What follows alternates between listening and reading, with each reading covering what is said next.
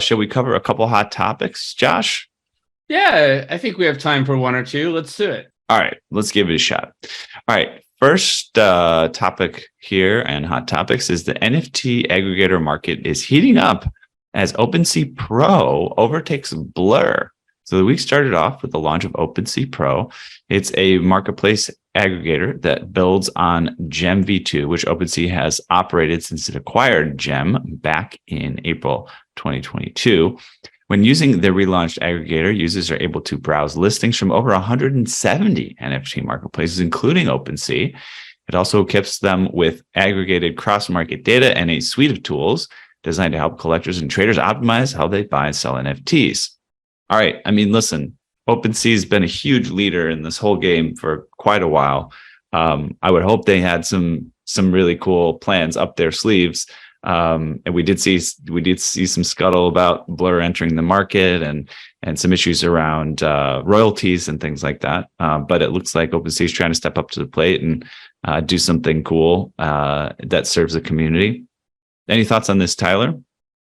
Yeah, I mean, interestingly, our drop was supposed to be, I think, like February 21st, and then it got postponed mainly because OpenSea, just 24 hours before we launched our mint, they announced that they're not going to respect creator royalties, and people who don't actually implement the operator filter, they're not going to get royalties. And back then, like, it's a big decision and we need to be bold and be decisive and then make the decision to be like, okay, like we postponed the mint for a couple of weeks and then we upgrade the contracts. We're going to implement everything again and to implement the operator filter of OpenSea, but also at the same time giving us the option to turn off the OpenSea filter as well, and then we can implement our own filter. So I mean, like in this space with ever-changing kind of dynamics, we just need to add an extra layer of flexibility. And the smart contracts, in the old days when the contract is not upgradable, people are just stuck. So I would say like I was pretty disappointed about the OpenSea not respecting creator royalties and also not respecting like the previous promise in terms of grandfather status of the collection.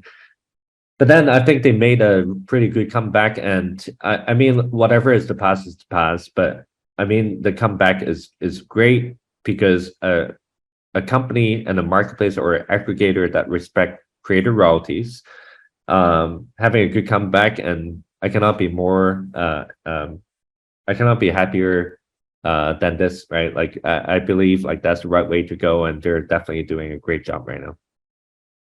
Yeah, it's not easy when you have competition that's cutting you out with 0% royalties, and it's a complicated matter, but it comes down to, I think, integrity, to your point, and doing what's right at the end of the day, in looking at the long-term implications of your decision. So I do appreciate that OpenSea continues to innovate.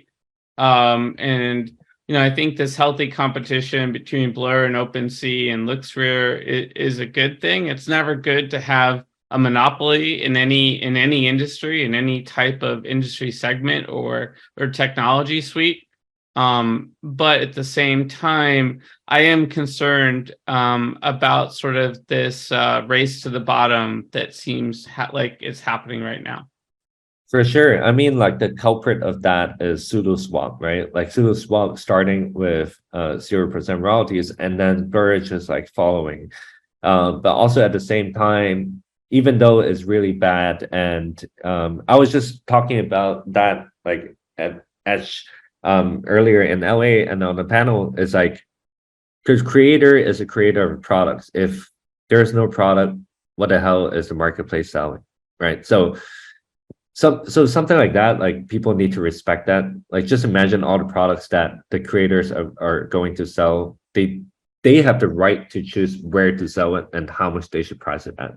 So it's just like very frustrating to see something like that. But also at the same time, on the bright side, I think Blur, SudoSwap kind of like inspire or like trigger or like stimulate the creator to think about a new business model. And I think there's no kind of like bad changes in the space. Every change trigger the next revolution. And I'm just like very curious about like in the future, besides like dropping more NFTs, what are the next sustainable kind of like business model for creators if royalties is going to zero? I'm pretty sure the industry will find its equilibrium and find its way.